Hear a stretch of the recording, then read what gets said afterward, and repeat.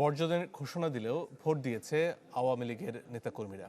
কিছু আসনে জাল ভোট দেয়া সহ বুথ দখলের ঘটনা ঘটেছে। তবে সামগ্রিকভাবে নির্বাচন গ্রহণযোগ্য, অংশগ্রহণমূলক এবং প্রতিযোগিতামূলক হয়েছে। নির্বাচন প্রক্রিয়া এবং হলফনামা ভিত্তিক পর্যবেক্ষণ নিয়ে প্রতিবেদন প্রকাশে এসব তথ্য জানায় টিআইবি। চায়ের কাপে সমাজ বদলের ঝর্ণা তুলে আগে গোছান নিজেকে। প্রিমিয়াম টাইটানিয়াম আলমিরা, গুছিয়ে ফেলুন জীবনটাকে।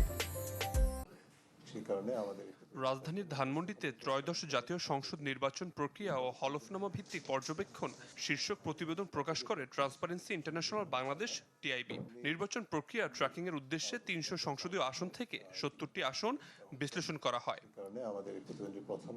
টিআইবি বলছে, সার্বিকভাবে ত্রয়োদশ জাতীয় সংসদ নির্বাচন সুষ্ঠু, অংশগ্রহণমূলক এবং অন্তর্ভুক্তিমূলক হয়েছে। নির্বাচন বয়কট ও প্রতিহতের ঘোষণা দিলেও মাঠ পর্যায়ে আওয়ামী লীগের কর্মী সমর্থকদের একটি বড় অংশ ভোট দিয়েছে। মোটামুটিভাবে গ্রহণযোগ্য, সুষ্ঠু, নিরপেক্ষ, অংশগ্রহণমূলক, প্রতিযোগিতামূলক, অন্তর্ভুক্তিমূলক নির্বাচন হয়েছে। নির্বাচন পরবর্তী সময়ে এসব এলাকায় মোট ১২৫টি সহিংসতার ঘটনা ঘটেছে। সবচেয়ে বেশি সংঘাত ঘটেছে প্রতিদ্বন্দ্বী রাজনৈতিক দলগুলোর মধ্যে। এ ধরনের সংঘাতের সংখ্যা ছিল ৪৫টি। অনেক ক্ষেত্রে ত্রিমুখী অসহিষ্ণুতা এবং অসুস্থ প্রতিযোগিতা এবং গণতন্ত্রের সহিংসতা হয়েছে। তাছাড়া ৭০টি আসনের মধ্যে ২১.৪% আসনে এক বা একাধিক জাল ভোটের প্রমাণ মিলেছে। ছিল বুথ দখল, ভোট গ্রহণের আগে ব্যালটে সিল মারার প্রমাণও। প্রতিবেদনে উল্লেখ করা হয়েছে, বর্তমানে সংসদের অর্ধেক সদস্যই ঋণগ্রস্ত।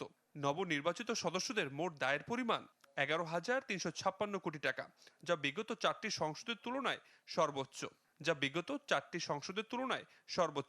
সেটা ব্যাংকের সাথে যোগ সাজশ করে হোক, আদালতের আইনের ফাঁক ফোকরের সুযোগ নিয়ে আদালতের নির্দেশের কারণে হোক, তারা কিন্তু ঋণ খেলাপিটা তারা সরিয়ে ফেলতে পেরেছেন, মুক্ত হতে পেরেছেন।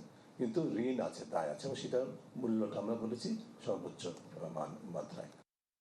নির্বাচিত সদস্যদের ৭০%ই নতুন। পেশাগত বিশ্লেষণে দেখা গেছে, এবারের সংসদেও ব্যবসায়ীদের আধিপত্য বজায় রয়েছে, যার হার প্রায় ৬০%। পেশাদার রাজনীতিবিদ ও নারী সংসদ সদস্যদের সংখ্যা কমায় উদ্বেগও ছিল প্রতিবেদনে।